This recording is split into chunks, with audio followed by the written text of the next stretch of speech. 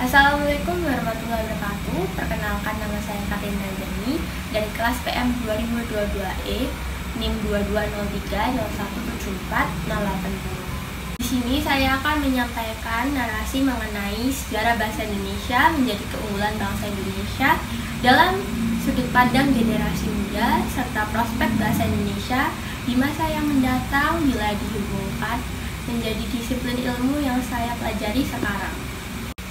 Sebelum kemerdekaan Indonesia, bahasa Indonesia menjadi salah satu dialek bahasa Melayu.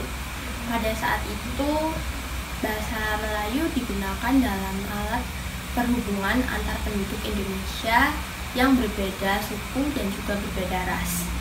Selain itu, bahasa Melayu juga digunakan sebagai alat perhubungan antar Indonesia dengan Belanda sebagai alat komunikasi mereka. Lalu pada tahun 1928, pada tanggal 28 Oktober, pada saat Kongres Pemuda, bahasa Melayu diubah menjadi bahasa Indonesia dan dikenal sebagai bahasa satu persatuan dan bahasa nasional Indonesia. Pada masa penjajahan Jepang, bangsa Jepang melarang penggunaan bahasa Belanda.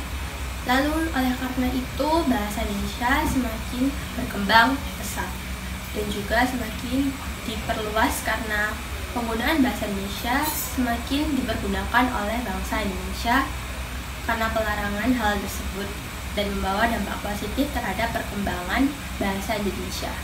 Setelah kemerdekaan Indonesia diproklamasikan pada tanggal 17 Agustus 1945, pada 18 Agustus 1945 ditetapkan Undang-Undang Dasar 1945 yang memiliki pasal yaitu berbunyi, bahasa negara adalah bahasa Indonesia. Oleh karena itu, bahasa Indonesia tidak hanya sebagai bahasa nasional, melainkan juga berkedudukan sebagai bahasa negara yang dipakai saat urusan negara maupun pemerintahan. Pada masa kemerdekaan Indonesia, bahasa Indonesia berkembang secara pesat. Setiap tahunnya pengguna bahasa Indonesia terus meningkat. Perhatian pemerintah tentang perkembangan bahasa Indonesia juga sangatlah besar. Hal ini terbukti dengan adanya lembaga yang mengurus masalah kebahasaan, yaitu Badan Perkembangan dan Pembinaan Bahasa.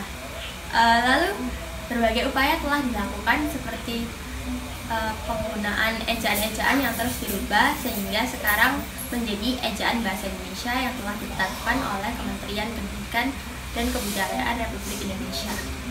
Indonesia memiliki beberapa keunggulan, yaitu diantaranya adalah kemudahan dalam sistem bunyi dan gramatikanya sehingga mudah dikuasai apalagi dalam tingkat dasar.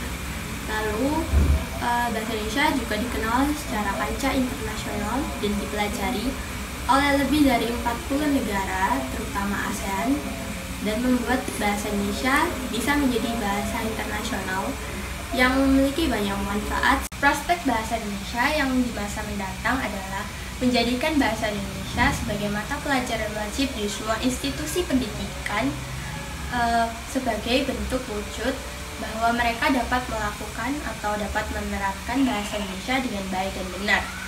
Diharapkan juga bahasa Indonesia tidak hanya sebagai alat komunikasi yang memiliki latar belakang bahasa dan budaya yang beraneka ragam, tetapi juga sebagai bentuk wujud budaya bangsa Indonesia.